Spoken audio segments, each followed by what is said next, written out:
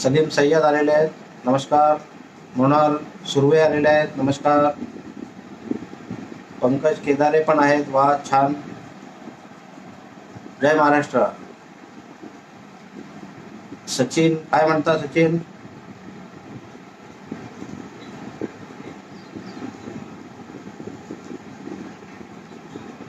उत्साह आहे सर्व युवा मित्रांमध्ये.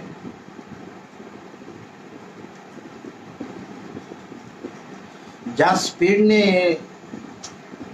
लोक कनेक्ट होत आहेत त्यावरून असं दिसतं की खरंच प्रत्येकाच्या मनात आहे की मला उद्योजक व्हायचं आहे.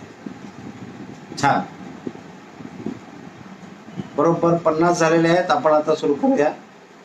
नमस्कार मित्रांनो, मी प्रदीप पेशकार, उद्योग मित्र स्टार्टअप इन्स्टिट्यूटचा चेअरमन म्हणून काम करतोय. सर्वप्रथम यंग इन्स्पिरेटर्स नेटवर्क, साम TV आणि सकाळ यांच्या सौजन्याने या फेसबुक लाईव्हच्या द्वारे आपल्याशी संवाद करण्याची संधी मिळाली. त्याबद्दल संयोजकांचे, आयोजकांचे खूप खूप धन्यवाद. आपण सर्वजण या विषयासाठी उत्सुक आहात.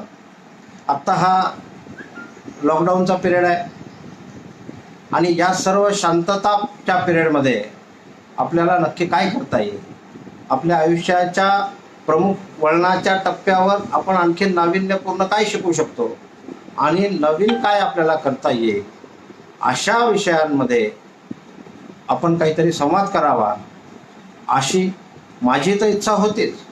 परंतु ह्या इच्छेला मूर्त स्वरूप दिलेलं आहे ते यंग इन्स्पिरेटर नेटवर्कच्या संयोजकांनी. त्यामुळे खरोखरच त्यांचे मनापासून धन्यवाद. आणि आपण आत्ता तर आपलं पहिली सुरुवात आहे.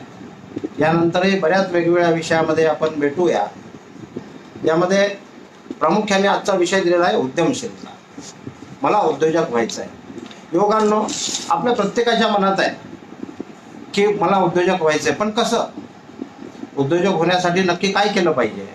उद्योजक होताना आपण काय काळजी घेतली पाहिजे? उद्योजक होण्यासाठी काय गुण असले पाहिजे? हे कदाचित आपल्याला पुस्तकं वाचून कळेल नाही. परंतु उद्योजकीय मानसिकता ही आपल्याला डेव्हलप केली पाहिजे आणि ती जगावी पण लागते.